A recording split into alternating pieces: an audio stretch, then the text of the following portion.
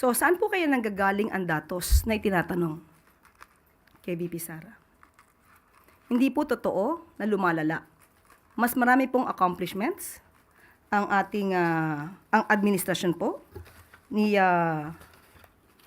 Pangulong Marcos Jr. Sa katunayan, from July 1, 2022 to December 30, 2024, 94,050 anti-illegal drug operations had been conducted, which resulted in the arrest of 127,155 drug personalities and seizure of 52.49 billion pesos of illegal drugs. Ma'am, last na po from my end. May quote din po si VP about you po. Ang sabi po niya, sumasagot lang naman ako sa kanya. Hindi ako tao na kilala na unang nakikipag-away. Lagi ako ay sumasagot lang. Sinagot ko na yan dati. Garbage in, garbage out. Pumapasok sa kanya basura. Lumalabas sa kanya basura. Your comment po. Okay. Nung sinabi niyang garbage in, garbage out, ang pinatutukulan po doon na tanong ay patungkol sa pag-iimbestiga, kautusan po ng Pangulo na magkaroon ng pag-iimbestiga sa nagiging problema ng mga consumers dito sa Prime Water na alam naman natin na pag-aari ng mga Villar. Ang ibig niya bang sabihin na basura ay yung pag-uutos na paimbestigahan ang Prime Water?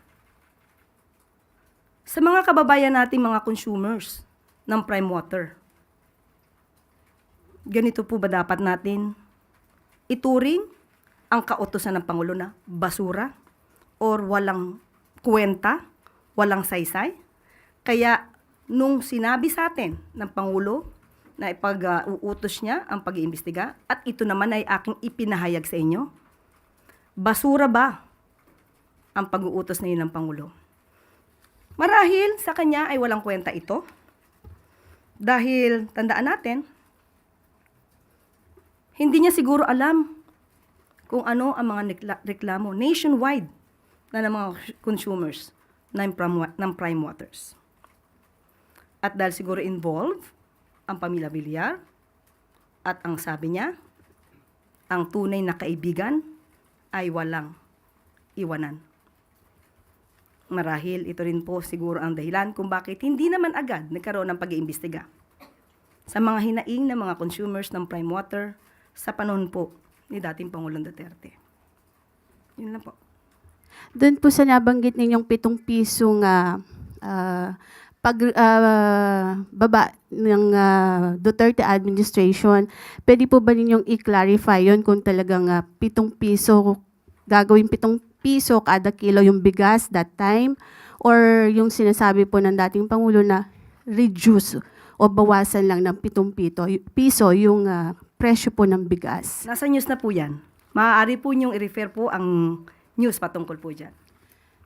So, malinaw po na reduce po yung nabanggit, pero kayo sabi ninyo sa inyong vlog po ba yun, whatever, yung 7 piso, sabi niyo pangako 7 piso at parang sort of ganon. Pwede po ba linawin lang natin yun para hindi naman na pagmula ng vlog? fake news? Sa vlog po ba? Nakita, napanood po sa Hindi ano? po yata yun nabanggit sa press briefing. Opo, hindi po sa press briefing. Parang you're talking na pinapakita nyo pa yung SONA something ni PRRD. Para lang po magkaroon ng sa halip Hindi na... po yun pahayag ng Pangulo. Nandito po tayo sa ating press briefing para ihayag po ang direktiba, announcements ng palasyo. Hindi po patungkol sa aking pagbablog. Hindi po Maraming nabanggit ko salamat lang po po yung vlog, Yusek, para lang po hindi Miss Eden, malito. pasensya na po. Hindi po ako makakasagot ng anumang sinabi ko outside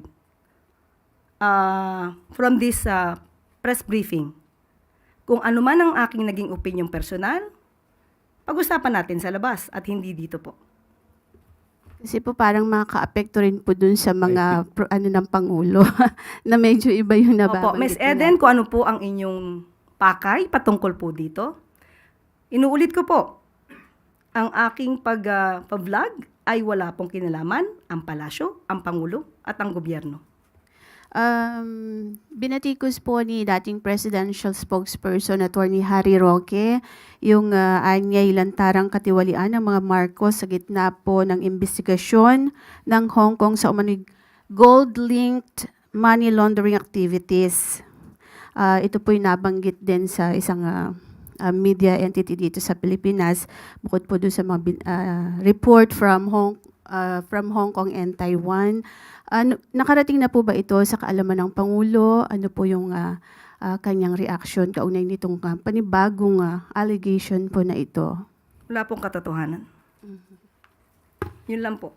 So you categorically deny po ito? Walang katotohanan.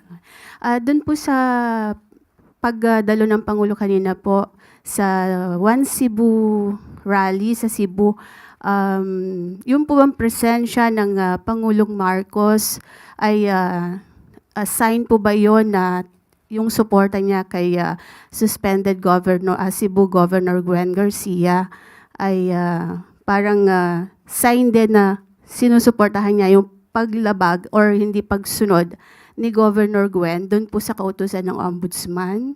Wala po tayo nakikitang ganun.